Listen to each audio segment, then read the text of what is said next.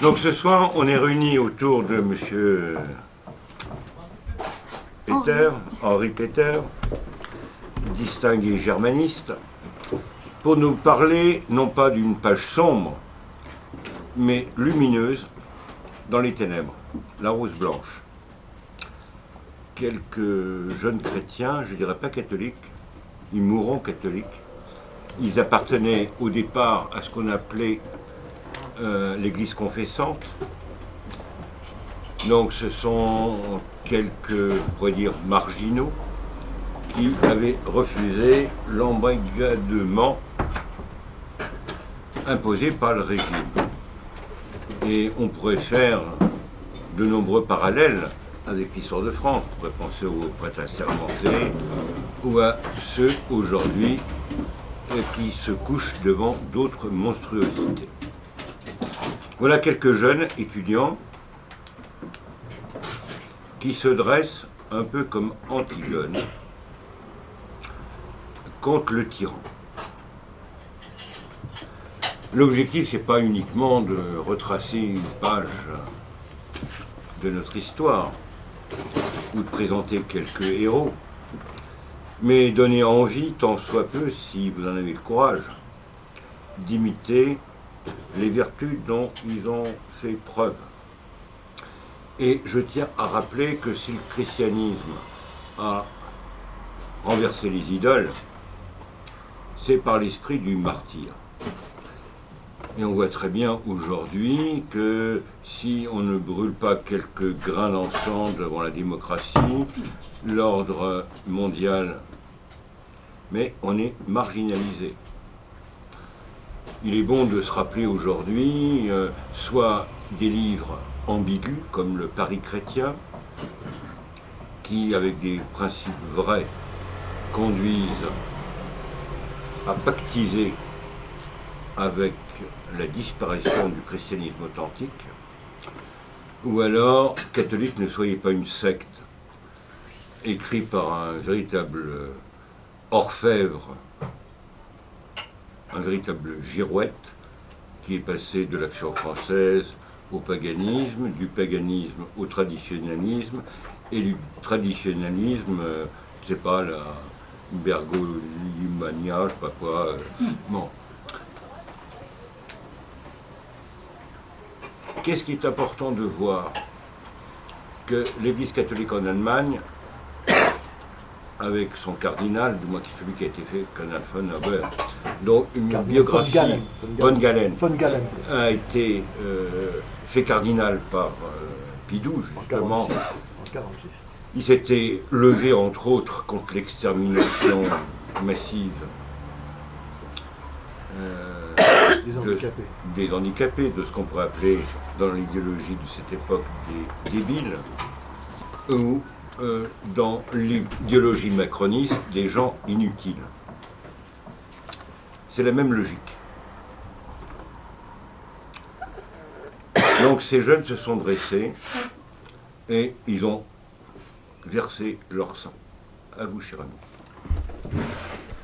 Bon, on va donc vous parler du chemin de la rose blanche.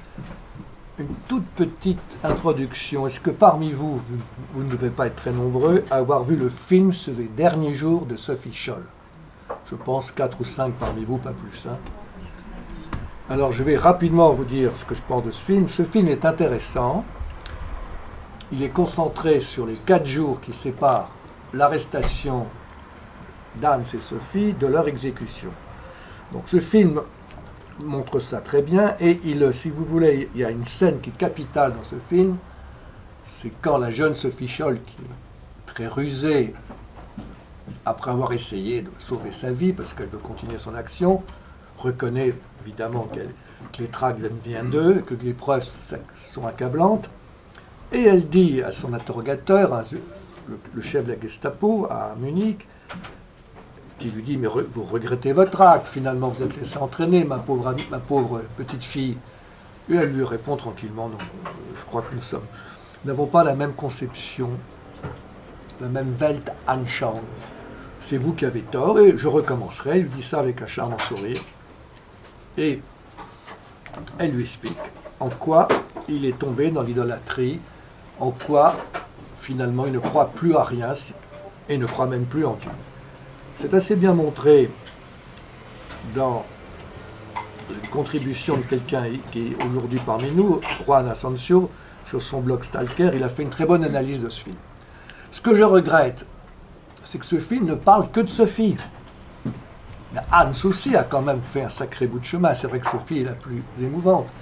Ce film parle peu du côté chrétien de ce mouvement. Certes, Sophie prie Dieu, elle reçoit la bénédiction du pasteur, certes, elle est très émouvante, mais enfin, derrière tout ce qu'ils ont fait, ils l'ont fait au nom de leur foi.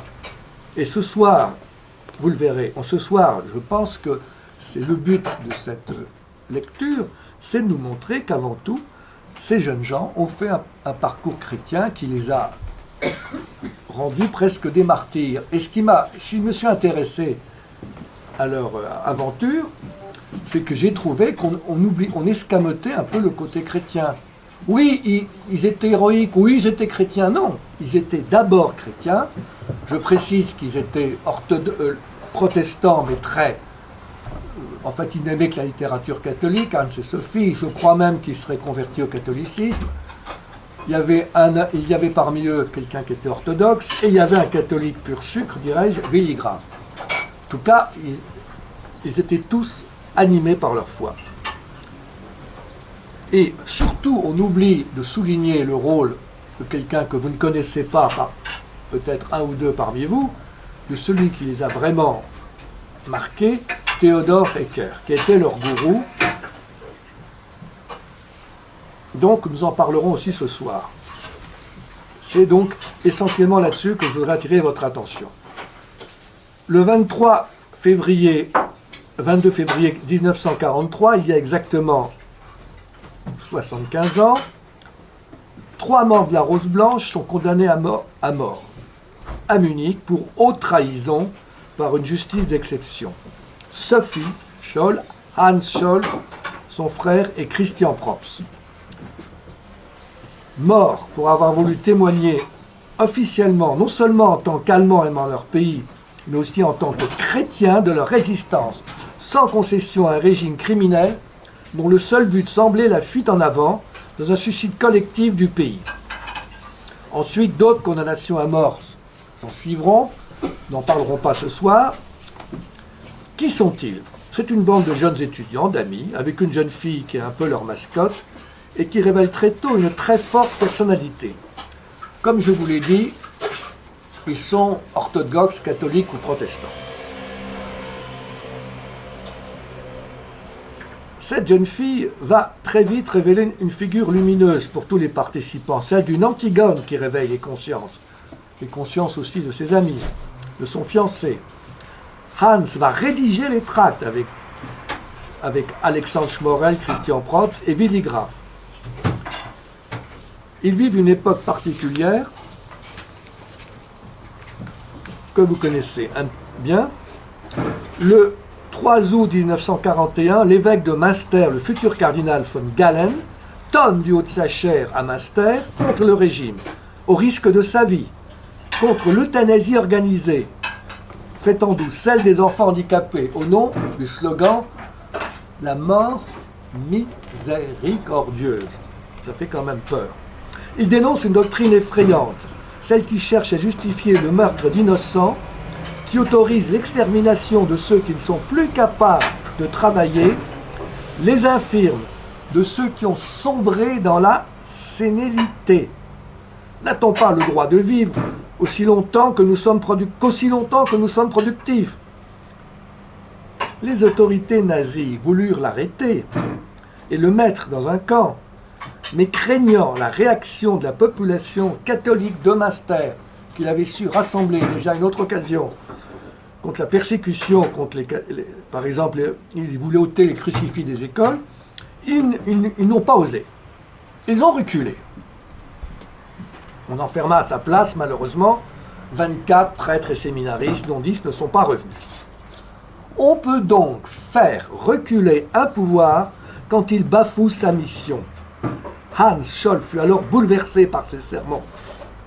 Enfin quelqu'un qui a eu le courage de parler.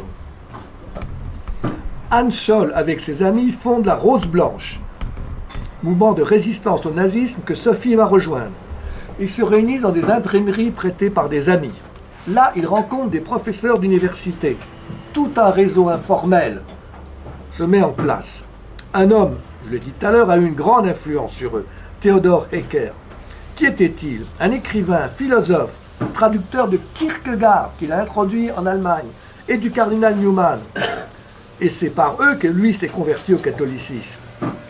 Il est bien sûr très surveillé par le régime, depuis qu'il a dit en 22, bien avant l'arrivée au pouvoir d'Hitler, et en 32, que la croix gammée, c'était le signe de l'antichrist. Il n'est pas allé par 4 chemins. Donc il est repéré. Dans un livre Chrétien et l'histoire, Theodor Hecker note à propos de la résistance des chrétiens à César.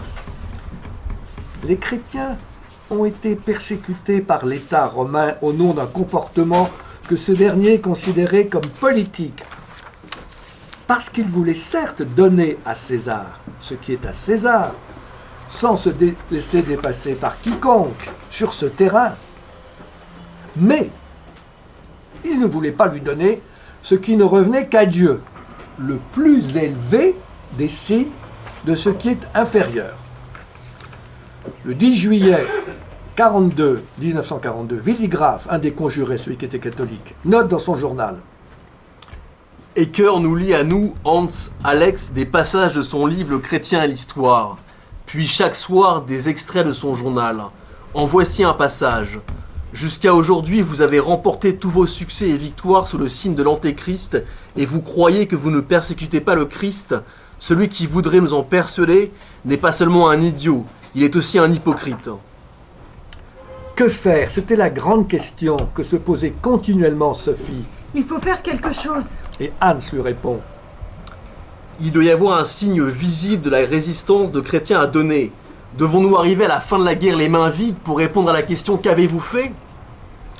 La Rose Blanche envoie donc dès juin 1942 4 tracts diffusés en milliers d'exemplaires par la poste, avec leurs moyens, à des personnalités choisies pour leur influence, médecins, architectes, libraires, peintres, éditeurs, savants, journalistes. Ces tracts dénoncent sans concession ni langue de bois le régime, ses crimes, qu'ils avaient déjà pu connaître, et qu'ils connaîtront mieux quand ils iront en Russie en juillet 1942, et la passivité des Allemands. Ils appellent à la résistance. En voici des extraits. On ne peut pas s'expliquer avec le nazisme ni s'opposer à lui par une démarche de l'esprit, car il n'a rien d'une doctrine spirituelle. Il est faux de parler d'une conception du monde national-socialiste, parce que si une telle conception existait, on devrait essayer de l'établir ou de la combattre par des moyens d'ordre intellectuel. La réalité est différente. Cette doctrine et le mouvement qu'elle suscita étaient dès leur prémisse basés avant tout sur la duperie collective et donc pourris de l'intérieur. Seul le mensonge permanent en assurait la durée. Et dans un autre tract, chaque mot qui sort de la bouche d'Hitler est mensonge. Quand il dit paix, il pense guerre. Et quand en blasphémant, il nomme le Tout-Puissant, il pense au pouvoir de Satan, l'ange déchu. Sa bouche déverse l'haleine fétide et vengeresse de l'enfer. Et sa puissance est au fond maudite. Il faut bien mener le combat contre l'État terroriste national-socialiste avec des moyens rationnels. Mais celui qui aujourd'hui doute encore de la réalité des puissances infernales montre qu'il n'a pas compris l'arrière-plan métaphysique de cette guerre. Derrière les réalités sensibles, derrière toute construction de l'esprit, il y a l'irrationnel. C'est là que se situe le combat contre les démons, les messagers de l'Antéchrist. Partout et de tout temps, les démons ont épié dans l'obscurité, l'heure où l'homme devient faible, l'heure où l'homme s'abandonne à la tentation de quitter la place que Dieu lui a donnée, fondée sur sa liberté. Et de son propre chef, il se sépare du ciel à l'instigation des forces sataniques. Et après avoir volontairement fait le premier pas dans cette direction, arrive le deuxième, et le troisième, et toujours plus vite. un autre extrait de tract. Partout et de tout temps se sont levés des prophètes, des saints, qui ont préservé leur liberté, qui se sont tournés sur le seul Dieu et qui, avec son aide, ont averti, exhorté le peuple à sa conversion et à renier ses erreurs. Bien sûr que l'homme est libre, mais il est sans défense contre le mal, sans être assisté du vrai Dieu. Il est comme un bateau sans gouvernail livré aux tempêtes, comme un nourrisson sans sa mère, comme un nuage qui se disperse. Sur la question juive, nous ne voulons que brièvement rapporter un fait. Depuis la conquête de la Pologne, 300 000 juifs ont été bestialement mis à mort. Là, nous découvrons le crime le plus abominable perpétré contre la dignité humaine. Pour quelle raison nous vous racontons cette suite de crimes que vous connaissez déjà? Et si ce n'est ceux-ci, c'en sont d'autres, tout autant épouvantables, dont sont victimes des êtres traités comme des sous-hommes, Untermenschen. Oui, pourquoi? Parce qu'une question brûlante nous concerne tous et doit tous nous faire réfléchir.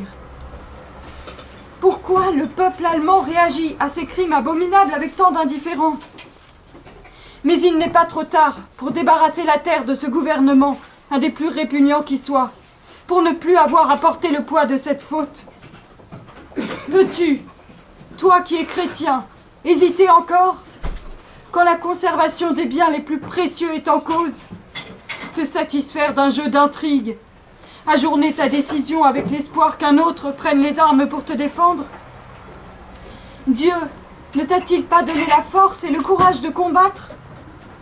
Nous devons attaquer l'esprit mauvais où il est le plus néfaste, c'est-à-dire, aujourd'hui, dans la force d'Hitler. Donc c'est à noter, la Rose Blanche s'adresse directement au peuple allemand en tant que chrétien, ce qui n'est quand même pas toujours bien noté. Mais on trouve aussi dans ces tracts un appel à la réflexion politique qui vient de leur professeur. Toutes les formes idéales d'organisation de l'État sont des utopies.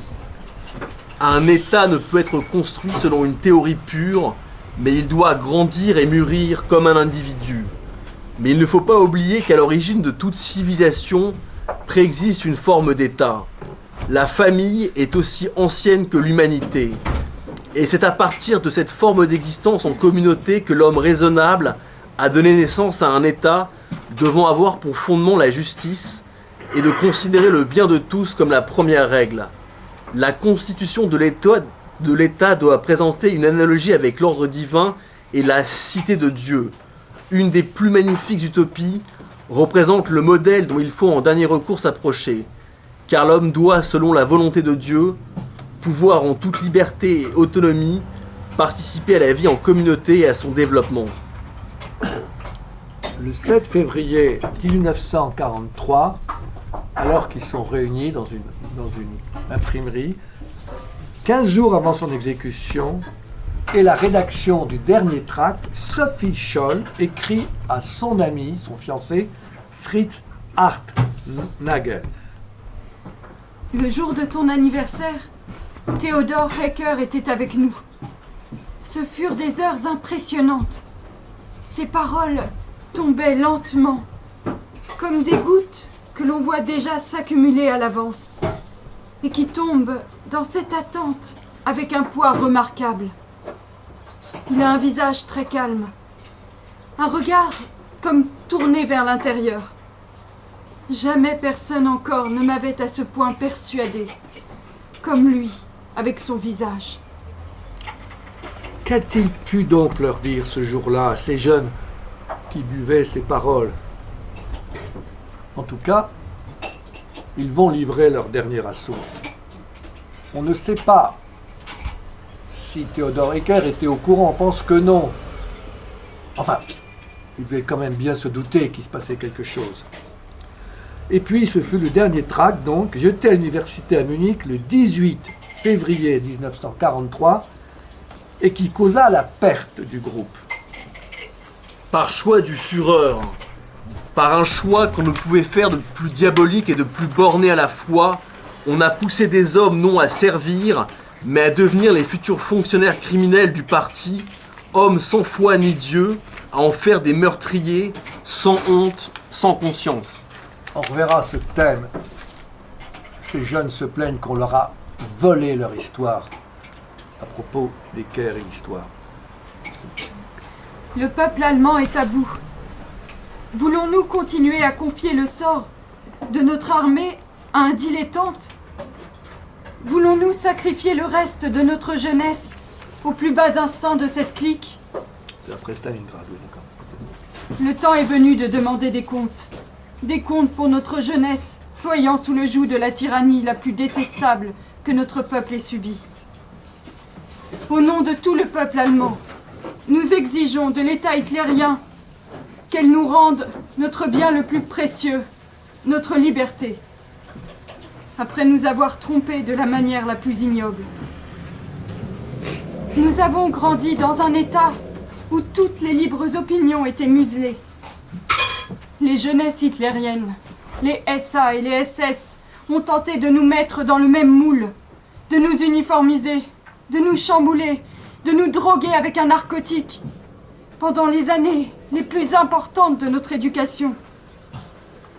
Cette méthode abjecte, appelée formation pour une conception du monde, voulait étouffer en nous toute velléité de penser par nous-mêmes et toute réflexion personnelle sur les valeurs, en nous noyant dans un brouillard de phrases creuses. Étudiants, étudiantes, le peuple allemand nous regarde. Il attend de nous le renversement de la terreur nazie, comme en 1813, il attendait le renversement de Napoléon. Oui, donc j'ai déjà dit, ce régime leur a volé leur jeunesse. 15 jours après la chute de Stalingrad, le 3 février 1943, qui a ébranlé tout le peuple allemand, le 18 février donc, pendant que leur frère Werner peint la nuit sur les monuments des slogans hostiles au régime, à Ulm et à Munich, il y avait plein d'inscriptions vengeresses contre Hitler qui bien sûr été effacées le matin. Sophie et Anne Scholl se rendent à leur université, distribuent le dernier tract dans l'ensemble.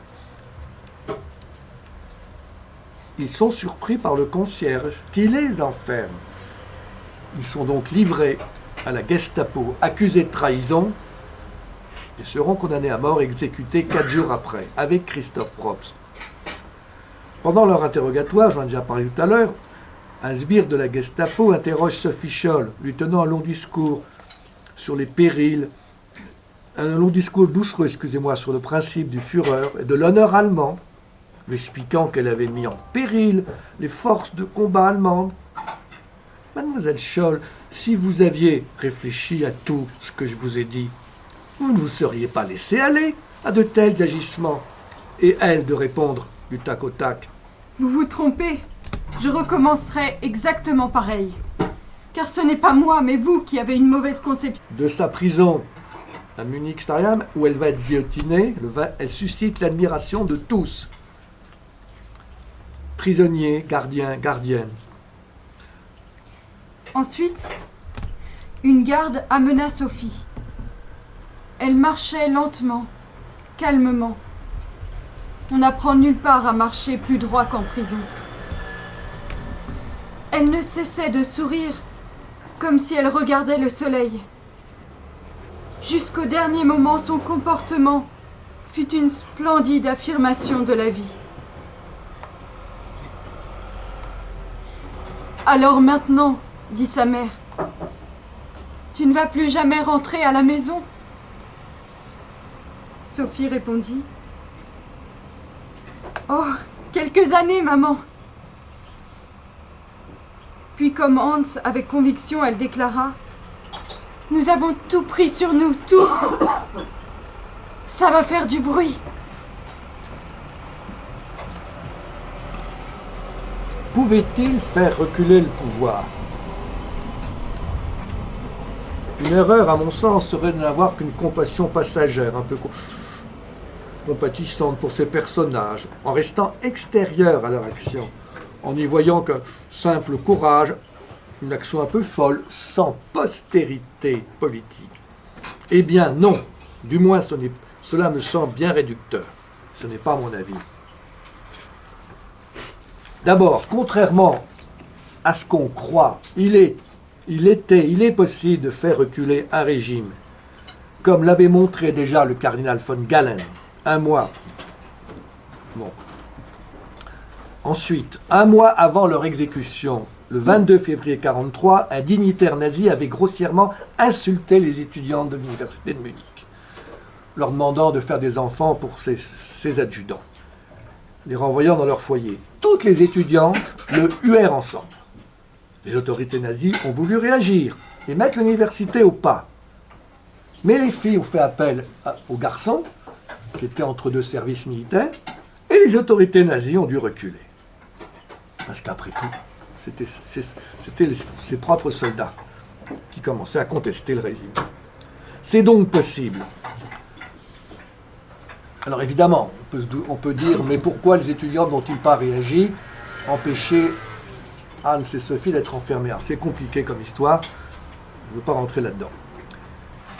Cette exécution fit du bruit, puisque vous ne savez pas que les tracts de la Rose Blanche furent envoyés en Suède et de là passèrent en Amérique et furent jetés d'avions sur les populations.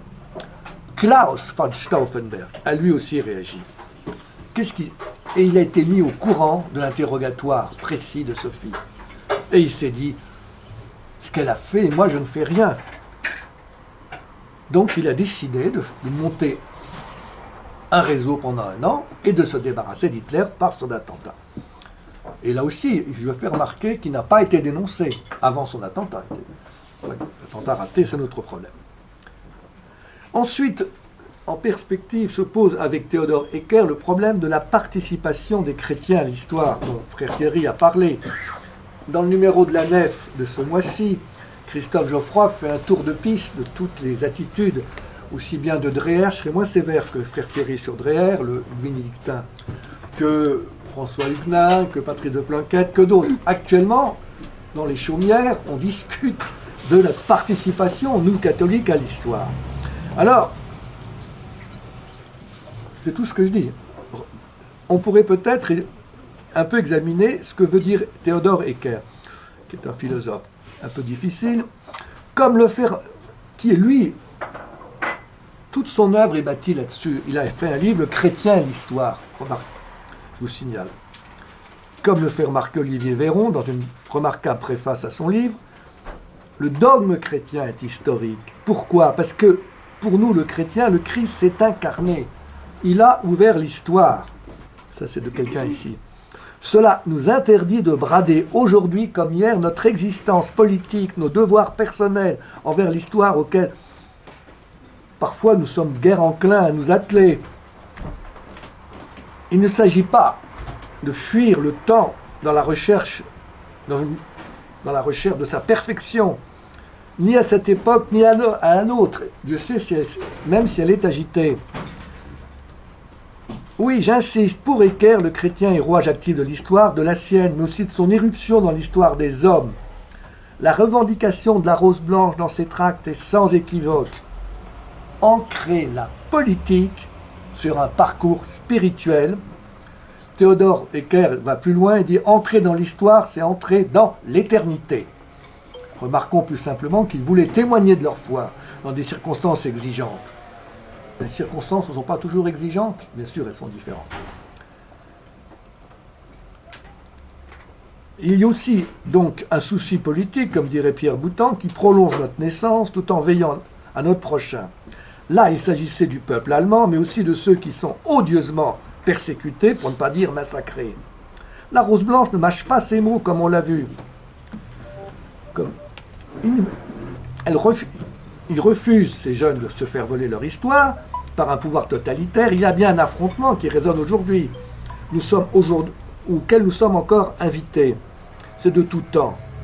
Enfin, ces tracts se situent à un niveau qui n'est pas exclusivement chrétien, mais bien un appel à la conscience éclairée de tous. Cardinal Newman. Par ces rencontres secrètes, Theodor Hecker les avait familiarisés avec la pensée du cardinal Newman, de la conscience comme voix de Dieu. Et il voyait donc en elle un bouclier sûr contre les idéologies athées ou essentiellement idolâtres. tout à l'heure en 42. Oui, le grand thème de Hecker est un hiérarchiste. Il est pour que le supérieur soit plus important que l'inférieur, vous l'avez entendu tout à l'heure. Et Hecker, son grand souci, c'est de démasquer l'idolâtrie. L'idolâtrie, bien sûr, du nazisme, mais l'idolâtrie de soi par soi, qui peut-être nous menace aujourd'hui sous d'autres formes. Ne trouve-t-on pas l'influence de Newman dans les tracts de la Rose Blanche si on en juge par l'interpellation qui conclut le 3e tract? Nous sommes votre mauvaise conscience et nous ne vous laisserons pas en repos. Question que je pose, mais enfin on en parlera ou pas. Sont-ils des martyrs chrétiens ou de simples résistants? Pour en discuter éventuellement, si on a le temps.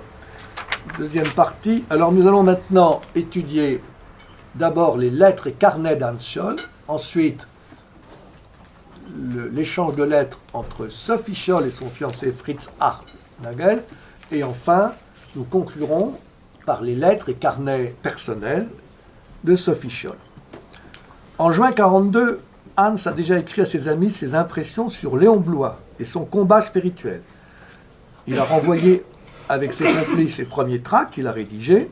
Hans doit interrompre ses études pour aller 4 mois sur le front en Russie comme médecin assistant. Il retrouve ses amis de Munich, Willy Graf en particulier. Là, il tente de s'immerger dans les forêts du pays, dans l'orthodoxie et dans Dostoïevski, qu'il lit en profondeur pour combattre les tentations du nihilisme qu'il voit à l'œuvre, sous ses yeux. Après un office orthodoxe qu'il a remué, il laisse échapper son cri du cœur sur le nihilisme que nous dévore. C'est à partir d'ailleurs de cet extrait où nous avons bâti tout ce qu'on vous fait lire aujourd'hui. On le verra ensuite refuser une demande de sa mère, demander à ses supérieurs d'intercéder pour son père, condamné à 4 mois de prison en juillet 1942 pour avoir dit à son bureau qu'Hitler était le fléau de Dieu. Et bien sûr, il fut dénoncé par sa secrétaire.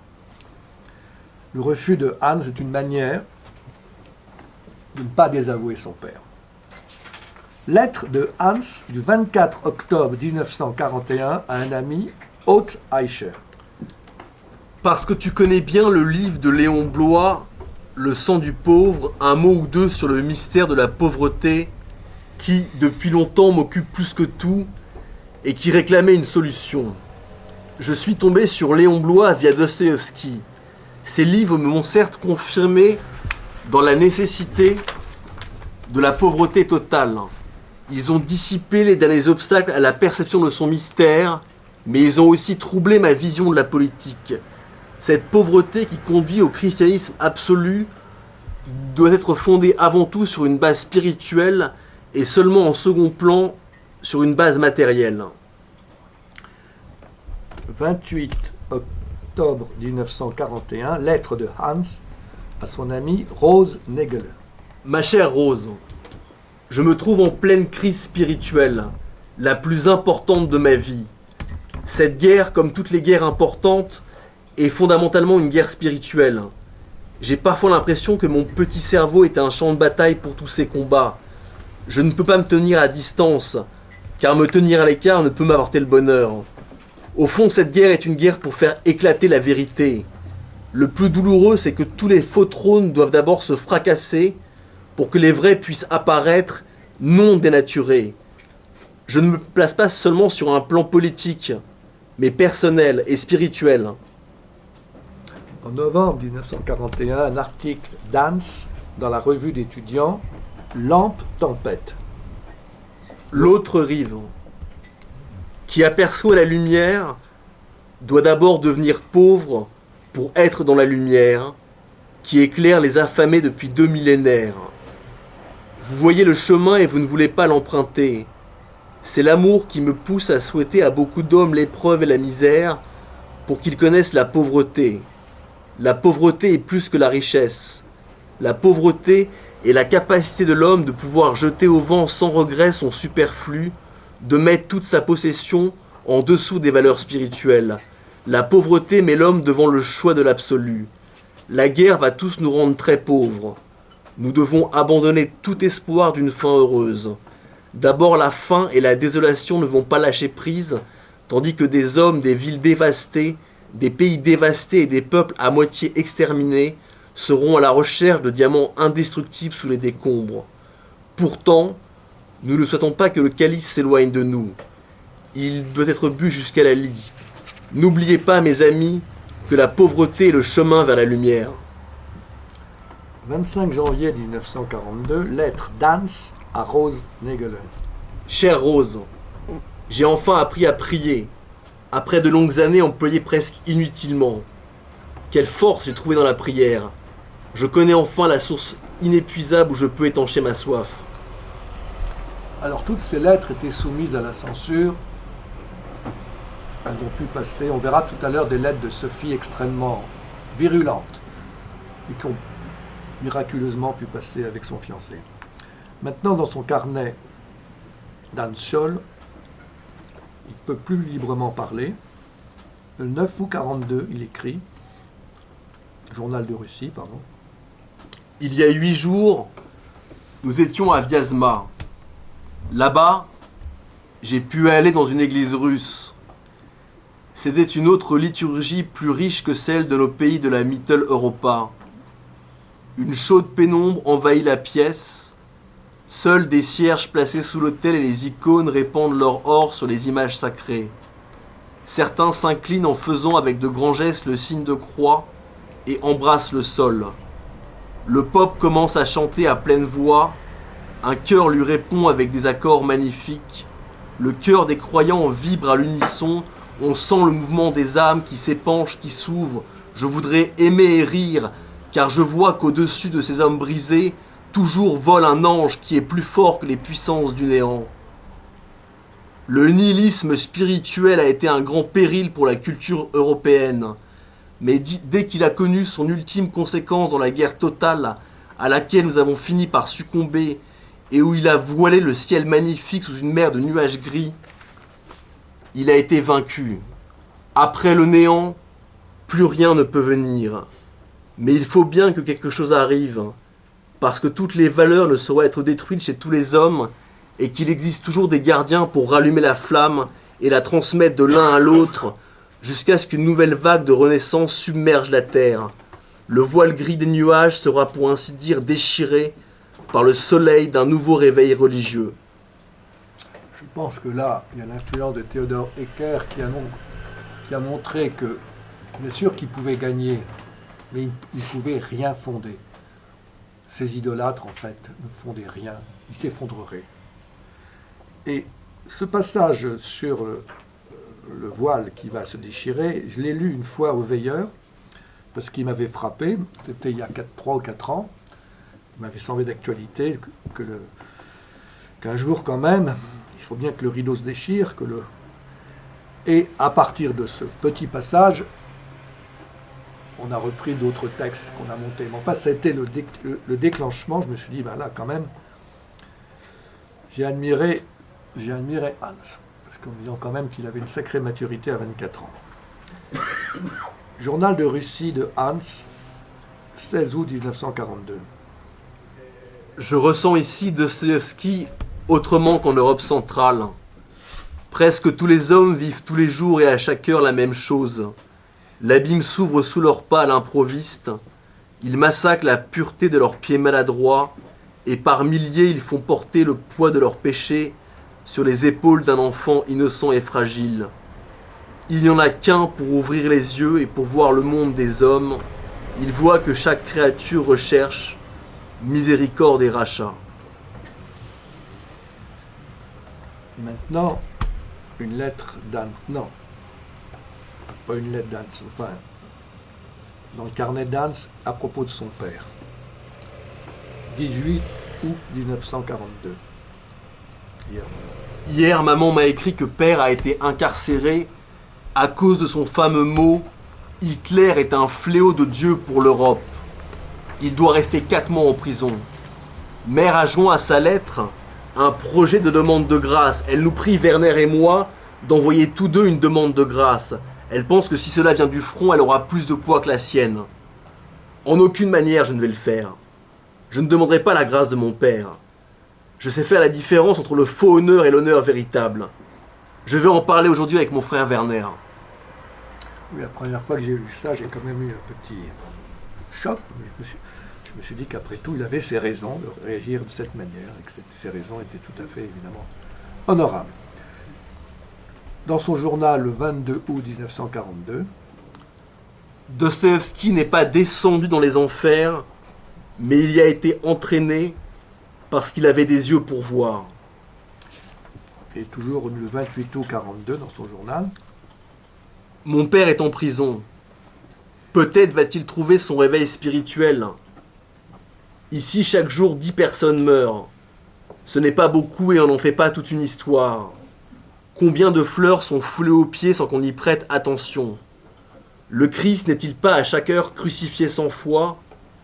Et pourtant, des enfants continuent à s'élancer inexorablement comme de jeunes bouleaux tendres avec des yeux scintillants. Nuit et jour, j'entends gémir ceux qui sont tourmentés. Quand je rêve, les soupirs de ceux qui sont abandonnés. Et quand je réfléchis, mes pensées finissent en agonie. Si le Christ n'avait pas vécu et n'était pas mort, il n'y aurait pas d'issue. Alors tous les pleurs seraient horriblement privés de sens. Alors il n'y aurait plus qu'à se jeter la tête la première contre le mur et se briser le crâne. Mais il n'en est pas ainsi. oui, discrètement, je fais remarquer que Willy Graf et Hans avaient pu en Russie repérer ce qui s'était passé dans certains endroits et les exactions qui avaient eu lieu. Bon, bien que ce n'est pas dit directement là-dedans, mais on le sait. La dernière lettre, non, excusez-moi, le 30 octobre 42, 1900, les étudiants en médecine de Munich se retrouvent dans la ville russe frontière de Viazama et rentrent en Allemagne. Ils arrivent à Munich le 6 février 42 et retournent à leur vie d'étudiants. Mais il y a ces soirées avec des chaudes discussions avec leurs mentors, les professeurs Hubert, Ecker, dans des ateliers, j'ai déjà dit, prêtés par un imprimeur. C'est là qu'ils ont repris en secret leur activité de la Rose Blanche et la rédaction des tracts. Maintenant, nous avons la dernière lettre d'Hans à son ami Rose Negele, 6 jours avant son exécution. Ami qu'il a dû, il ne connaît pas les dessous, probablement un peu négligé, suite à tout ce qu'il avait à faire. Chère Rose, ta dernière lettre m'a rendu triste. Je l'ai lue et j'ai vu des larmes briller à travers tes mots et je ne peux pas les sécher. Pourquoi écris-tu cela? Je vis aussi dans un changement incessant qui va d'hier à aujourd'hui et à demain. Ainsi la beauté du passé reste intacte et toujours aussi admirable. La lumière de l'été dernier se reflète encore dans notre présent. Doit-on l'éteindre avec l'ombre de notre tristesse? Aujourd'hui, je dois être comme je suis. Si j'ai pu paraître distant, jamais je n'étais plus attentif à toi et jamais je n'ai plus respecté ton cœur pur que ces derniers jours où le danger rôde constamment autour de moi. Mais puisque j'ai choisi moi-même de courir ce danger, il faut que je sois libre de toute attache et que je puisse aller où je veux. Des chemins d'errance, j'en ai déjà beaucoup parcouru et je le sais. Des gouffres s'ouvrent, la nuit la plus profonde enveloppe mon cœur en quête, mais je m'y précipite. Qu'il est beau ce mot de Claudel, la vie est une grande aventure vers la lumière. Ce serait bien d'échanger à l'avenir non plus nos sentiments, mais ce que nous pouvons partager, affectueusement, Hans. Maintenant, nous allons étudier la correspondance de Sophie avec Fritz.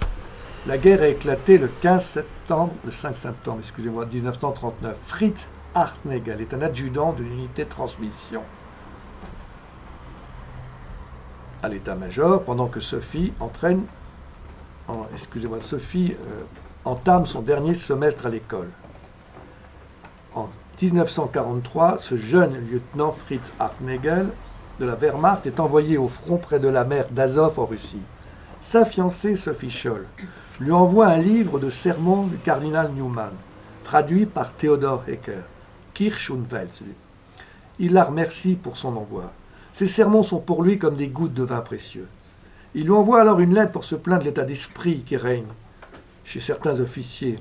Leur seul modèle semble la nature où le plus fort écrase le plus faible pour survivre. Cette cruauté l'effraie. Tout le monde comprend de quoi il s'agit. Mais, ajoute-t-il, inspiré par Newman, Nous savons que nous sommes créés et que nous sommes dans une relation d'obligation morale avec notre Créateur. Cette conscience nous donne la capacité de faire la distinction entre le bien et le mal. Ainsi, dans son désarroi, le jeune officier trouve un réconfort spirituel et une ligne de conduite. Grâce à une chance inouïe, il peut s'échapper à l'encerclement de Stalingrad. En janvier 1943, il revient par un des derniers avions en Ukraine pour apprendre que Sophie vient d'être exécutée. Alors nous allons lire quelques lettres. Ulm, le 5 septembre 1939, lettre de Sophie Scholl à Fritz Hartnagel. Excusez-moi. Cher Fritz, vous devez être très occupé. Je ne peux pas comprendre que des hommes puissent longtemps risquer leur vie devant d'autres hommes. Je ne peux pas le comprendre et je trouve cela horrible. Ne dis pas que c'est pour la patrie. Le 13 septembre 1939, lettre de Fritz Hartnagel à Sophie Scholl de la Forêt-Noire. Chère Sophie, tu me mets dans un grand embarras quand tu demandes la raison de ce sang versé. Il y a 2 ans, j'aurais pu te donner une réponse, je crois, bien argumentée et tout à fait claire. Aujourd'hui, je suis comme un petit garçon qui commence à grandir. C'est toi qui m'as mis essentiellement dans cet état et je m'en réjouis. Mais malgré tout, je ne peux pas t'approuver, car je n'ai pas le courage de tirer les Dis, c'est bien là un discours de fille. Je crois que je serais bien plus heureuse si cette guerre ne me mettait pas sous pression. Je pourrais alors avoir une bien meilleure conscience. Avec une bien meilleure conscience, m'occuper d'autre chose. Mais actuellement, tout le reste passe au second plan. Après tout, on a bien reçu une éducation politique. Maintenant, tu ris encore. Ta Sophie.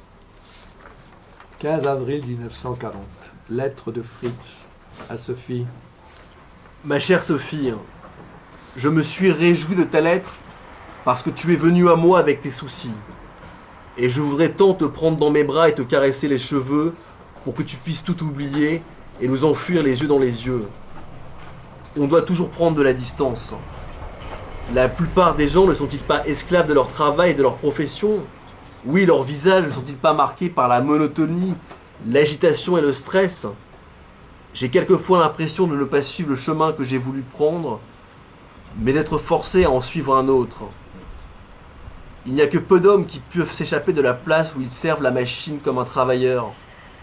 Peut-être les artistes, les amoureux et les autres, qui sont plus proches des formes divines. C'est bien possible que nous le connaissons trop peu. Mais sommes-nous si éloignés l'un de l'autre? Peut-être c'est de ma faute. Tout n'est pas clair en moi et bien des questions semblent rester en suspens. Tu ne dois pas pourtant croire que je pense différemment de toi. Comme toi, je tiens à la vérité, à ce qui est juste, et je crois comme toi que le but final de la vie n'est pas d'acquérir un niveau de vie plus élevé, ni de pouvoir user de la force sans limite. Nous devrions passer plus de temps ensemble. Lettre de Sophie à Fritz, le 22 juin 1940. Mon cher Fritz, il est difficile par lettre de s'exprimer aussi bien que dans une discussion à bâton rompu. Ne crois pas que, quand nous ne sommes pas d'accord sur la politique, je prenne plaisir à m'opposer à toi, par simple esprit de contradiction. Je ne suis jamais rentrée dans ce jeu un peu facile. Au contraire, j'ai toujours spontanément fait attention à ta vocation, là où tu t'es engagé. Peut-être que toi aussi tu finis par faire attention aux risques que tu prends, et que finalement tu fais des concessions ici et là. Je ne peux pas imaginer qu'on puisse vivre ensemble quand on a un point de vue différent sur de telles questions, ou dans nos activités. Il ne faut pas être ambivalent soi-même parce que les choses le sont, même si partout et toujours on trouve cette opinion. Parce que le monde qui nous entoure est ambigu, il faudrait nous y soumettre. Cette attitude n'est pas du tout chrétienne. Et curieusement, On la trouve chez bien des gens qui se disent chrétiens. Comment peut-on attendre du destin qu'il donne la victoire à une cause juste s'il ne trouve presque personne qui s'y sacrifie sans hésiter? Et si cette lettre te trouble, excuse-moi, mais je ne peux pas toujours me montrer telle que je ne suis pas. Sophie. Le 4 juillet 1940, excusez-moi, lettre de Fritz à Sophie. Ma chère Sophie, je tente de répondre à ta lettre. Parfois j'ai la terrible impression que je suis celui qui t'entraîne vers le côté sombre de la vie et que je t'épuise. Sophie, je t'en prie, écris-moi toujours ce que tu penses et reste comme tu es. C'est ainsi que tu me fais tout ce bien. Ma chère, ces derniers temps, j'ai beaucoup réfléchi à ce qui t'oppose à ma vocation et à mon travail. Je crois que tu ne vois dans la vocation du soldat que l'aspect extérieur et que tu ne juges pas les motivations du soldat, mais seulement comme ceux qui prétendent parler en son nom de manière abusive. Ce serait tout aussi aberrant, par exemple, que si le christianisme n'était jugé que par rapport à ceux qui se prétendent chrétiens. Certes, je n'ai, pendant mon service militaire, rencontré que très peu de personnes qui étaient véritablement un modèle de soldat. L'État et le parti ont fait aussi du soldat un slogan, mais malgré tout, ce n'est pas une raison pour juger du rôle d'un soldat et de s'y opposer. Je vois dans ce métier une attitude de vie, la possibilité de remplir mes devoirs de soldat, être sûr de moi mais modeste, juste mais fidèle, pieux et sincère, discret et incorruptible. Seuls ces actes justifient sa fierté. Caractère et action décident de son parcours et de sa valeur. C'est le mot de Schlieffen, plus être que paraître. Je crois à cette vision bénéfique et enviable pour le soldat. Cela n'a rien donc à voir avec la brutalité ni avec la stupidité. Je considère mon devoir d'officier moins dans l'instruction servant à l'utilisation des armes que dans l'éducation apportée à un soldat. Je sais que je dois à cet effet beaucoup travailler sur moi-même, mais si je suis en situation de pouvoir y contribuer, je vois dans ma vocation un des plus beaux métiers. On voit que donc leur discussion se prolonge et Sophie va essayer de le remettre face aux réalités. Le 19 août 1940, lettre de Sophie à Fritz. Mon cher Fritz, je crois que tu ne saisis pas la vision que j'ai de ton métier. Ou plutôt, je crois que le métier de soldat est aujourd'hui différent de celui que tu as décrit. Un soldat doit prêter serment. Son devoir est d'exécuter les ordres de son gouvernement. Il se peut qu'il doive le lendemain obéir à une vision totalement opposée à celle d'aujourd'hui. Son métier, c'est obéir. Le comportement que prend le soldat n'est pourtant pas en réalité celui d'une profession. Dans ta conception, c'est un idéal qui représente l'exigence morale propre à tout homme. Je comprends bien que tu vois ton métier comme une vocation à l'éducation, mais cela n'en est qu'un aspect. Comment un soldat peut-il véritablement se comporter de manière honnête, comme tu dis, s'il est obligé de mentir? N'est-ce pas mentir quand on est aujourd'hui forcé de prêter un serment à un gouvernement et demain à un autre? Tu as déjà connu ce genre de situation. Autant que je sache, tu n'étais pas pour la guerre. Et pourtant, à quoi passes-tu tout ton temps si ce n'est à former des hommes pour la guerre? Tu ne vas pas croire quand même que la mission de la Wehrmacht est d'apprendre aux hommes à avoir un comportement sincère, modeste et honnête. Et quand tu la compares avec le christianisme, je te réponds, je crois qu'un homme peut être aussi chrétien sans être membre de l'Église. De plus, un chrétien n'est pas tenu à être autre chose que ce qu'exigent de lui les principaux commandements. Si le devoir d'un soldat est d'être fidèle, droit, modeste et honnête, alors il ne peut certainement pas se conduire de la sorte, quand il reçoit un ordre qu'il doit exécuter, quel qu'il soit. que cet ordre lui paraisse bon ou mauvais. S'il ne l'exécute pas, il sera exclu, n'est-ce pas? À l'école, on nous dit que l'attitude d'un Allemand est volontairement basée sur sa subjectivité. Aussi longtemps qu'elle ne prend pas aussi appui sur une valeur objective, je ne peux pas le justifier. Mais cette attitude, basée sur sa propre subjectivité, a séduit beaucoup de gens. En particulier ceux qui cherchaient à trouver une solution à leurs sentiments contradictoires et qui l'ont adoptée avec soulagement. Je dois te troubler avec mes comparaisons maladroites et ma manière de jeter mes idées sur le papier. J'espère que tu t'y retrouves. La prochaine fois, j'essaierai d'être plus claire et plus réfléchie. Aujourd'hui, je n'ai plus le temps. Ta Sophie. 18 mois après, Fritz a été affecté en Russie, non loin de Stalingrad. On va voir qu'il a évolué. Sous l'influence de Sophie, je crois qu'il l'a reconnue après la guerre. Elle a beaucoup compté pour lui à ce point de vue-là. 30 juillet, à Louhansk, en Russie, lettre de Fritz à Sophie. Ma chère Sophie, depuis 3 semaines, j'ai de nouveau la possibilité de lire le livre de Newman que tu m'as envoyé. Chaque ligne est comme une goutte de vin précieux. Je vois bien que cette lecture quotidienne est indispensable. C'est un appui qui me sauve d'une chute dans le vide, ce que je ne suis pas en mesure de faire avec mes propres forces. Quand tout paraît sans issue, alors je peux garder espoir. Ton Fritz. 18 octobre 42, une autre lettre de Fritz.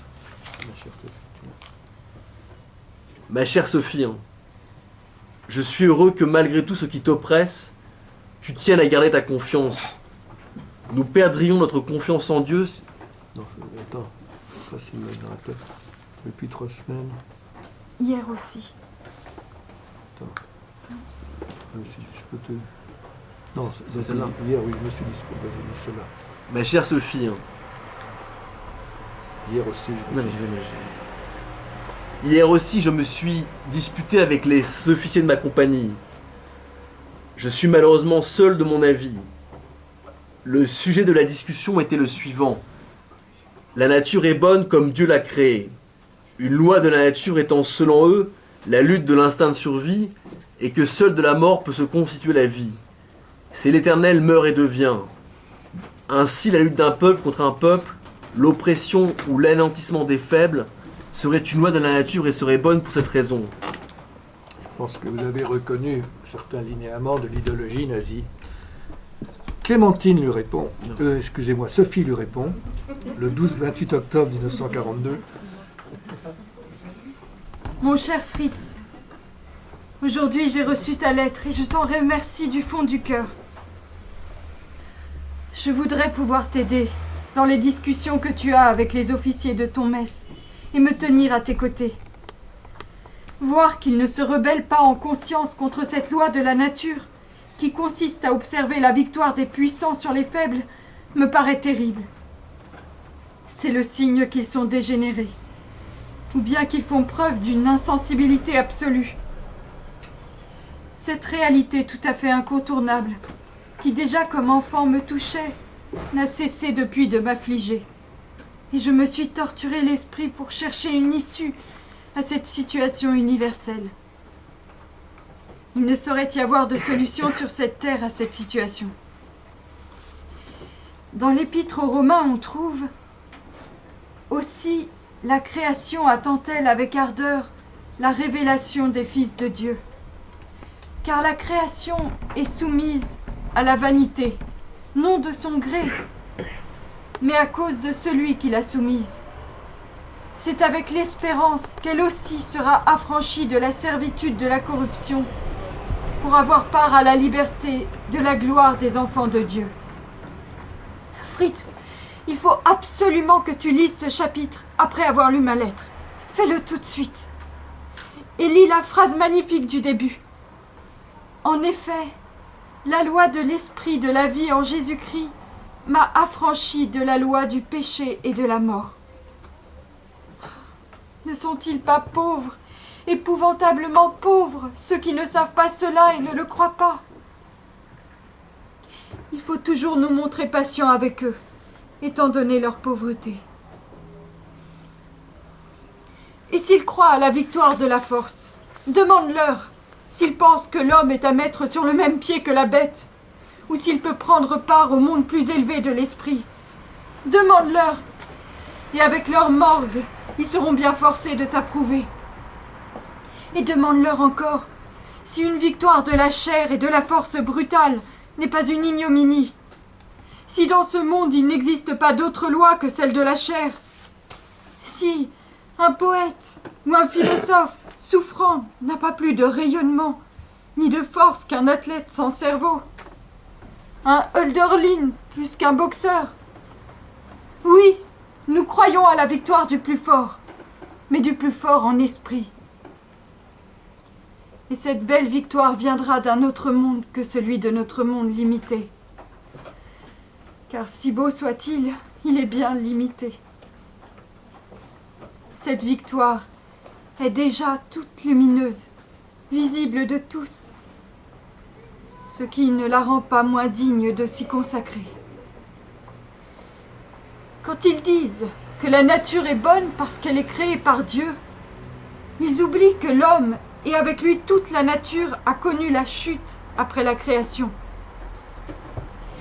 Car je ne croirai jamais qu'un homme puisse juger bon qu'un pays faible, agressé par une armée puissante, périsse.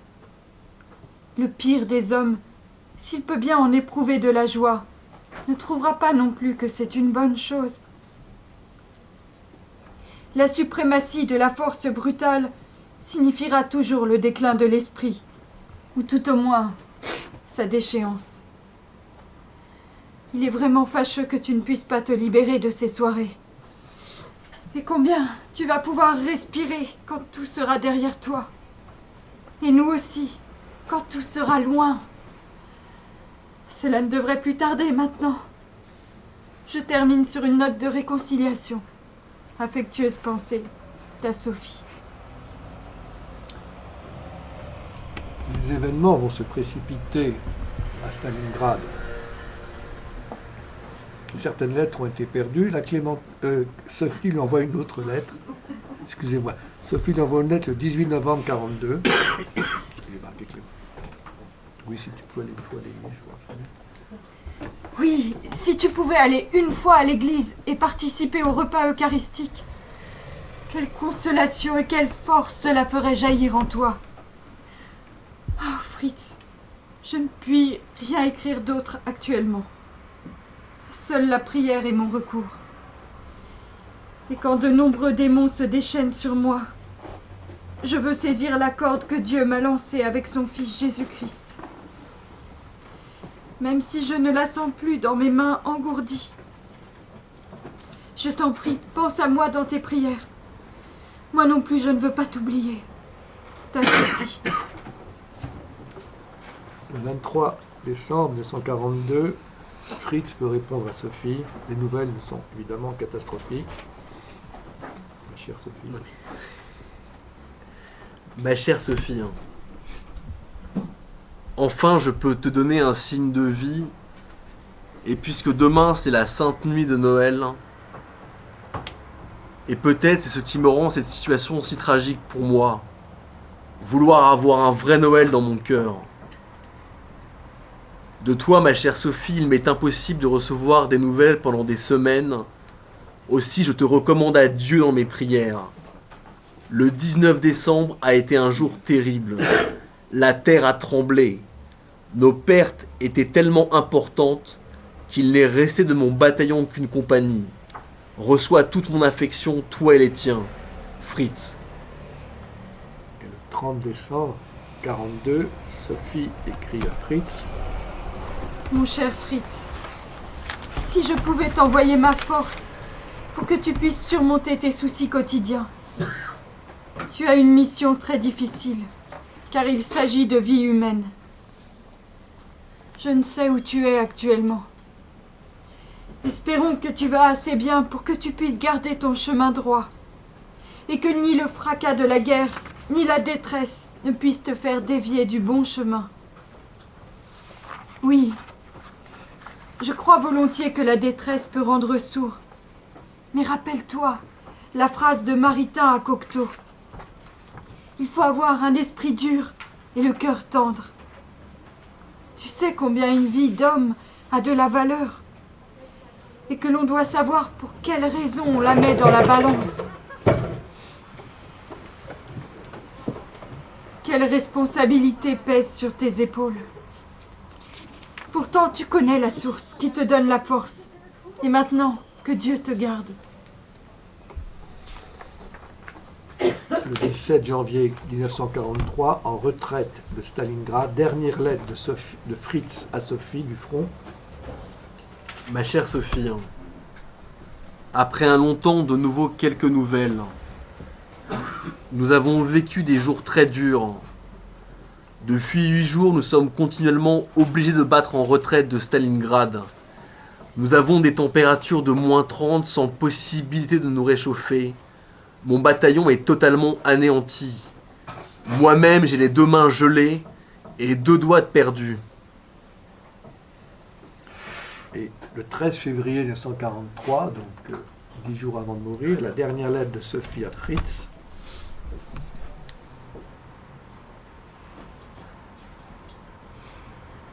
Chaque jour, je cours à ma boîte aux lettres parce que je pense qu'il y a plus de chances qu'une lettre pour moi s'y trouve, si j'y vais moi-même.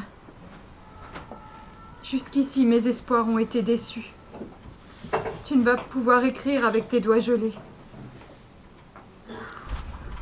Par miracle, Fritz a pu prendre le dernier avion sur le dernier aéroport utilisable et arriver à Lemberg, en Ukraine, où on a soigné sa main. Il a été amputé.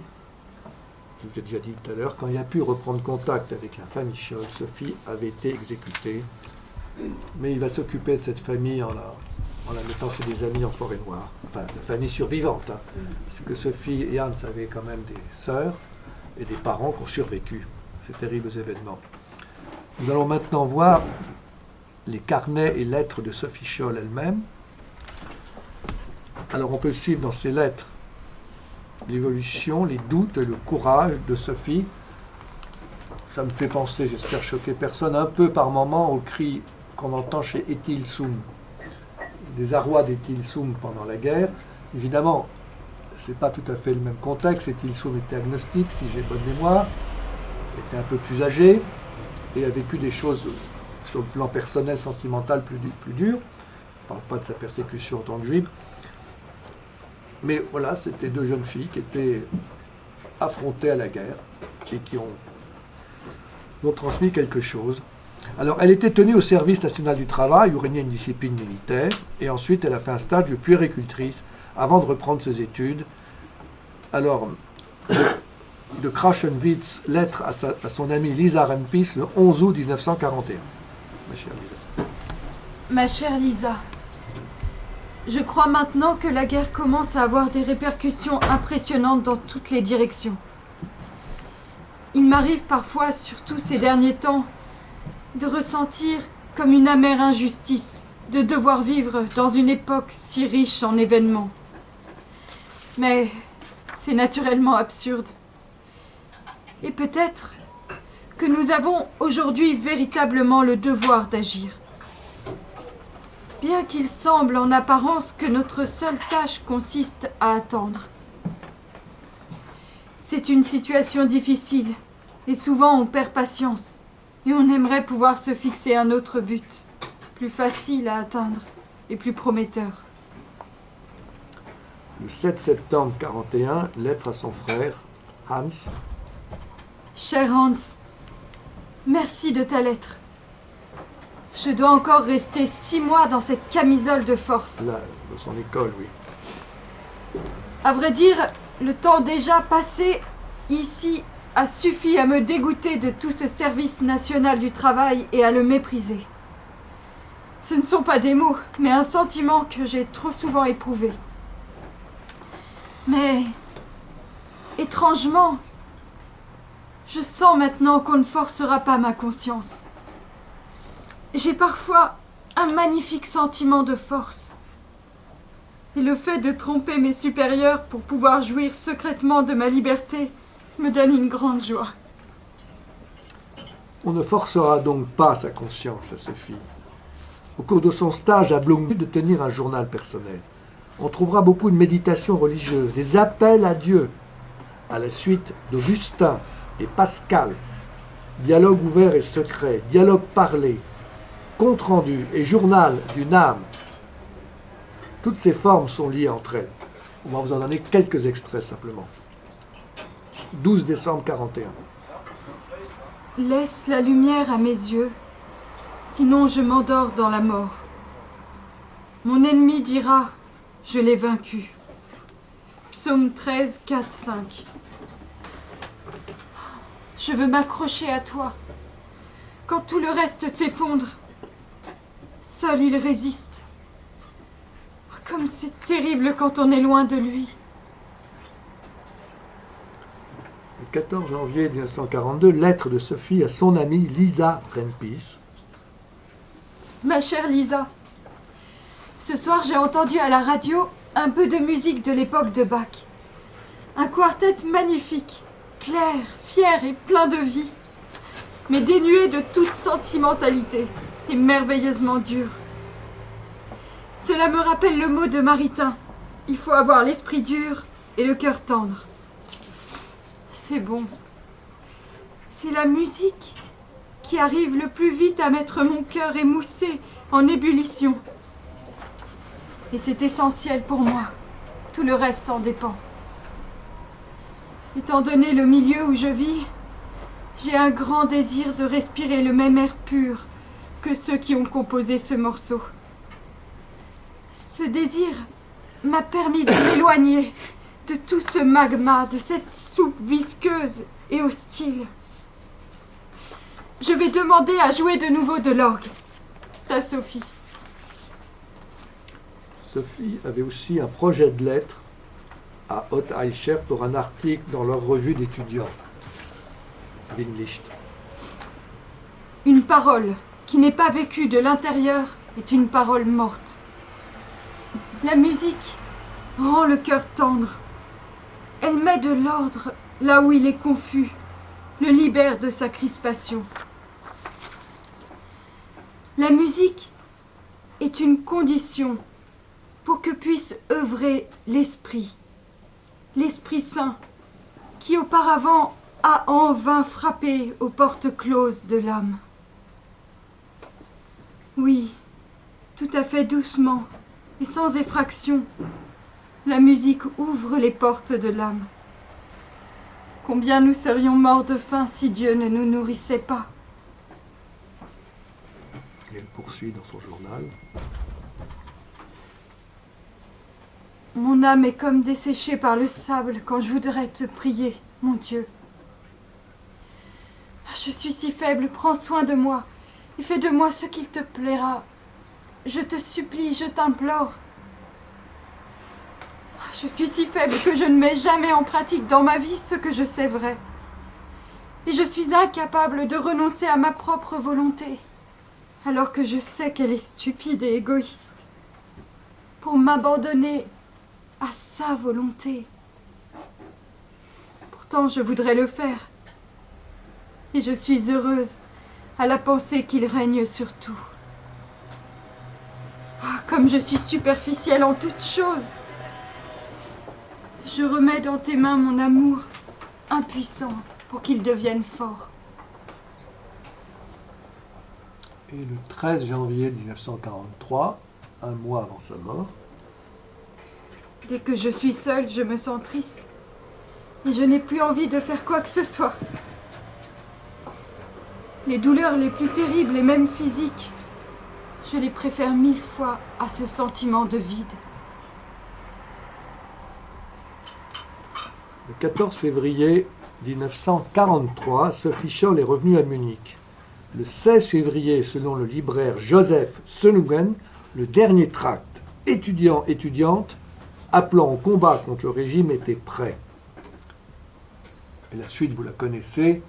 Arrestation le 18 février, exécution le 22 février. La dernière lettre de Sophie à son amie Lisa Rempis le 17 février 1943.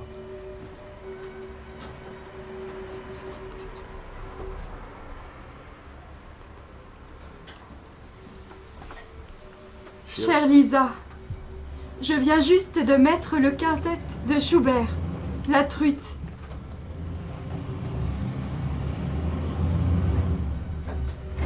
Sur mon tourne-disque. Quand j'écoute l'Andantino, j'ai vraiment très envie d'être moi-même une truite. Quand on voit ne serait-ce qu'un peu les nuages du printemps dans le ciel et les rameaux bourgeonnants se balancer au vent dans la lumière jaillissante du soleil à peine printanier, on ne peut que se réjouir ou rire, même si notre cœur est agité par de tristes pressentiments. Ah, combien je suis heureuse du retour du printemps! Dans cette musique de Schubert, on sent et on respire vraiment les brises et les parfums. On entend le chant d'allégresse des oiseaux et de la création tout entière. La répétition du thème par le piano, c'est une eau fraîche, pure et étincelante. Ah, quel enchantement! Donne de tes nouvelles, ta Sophie.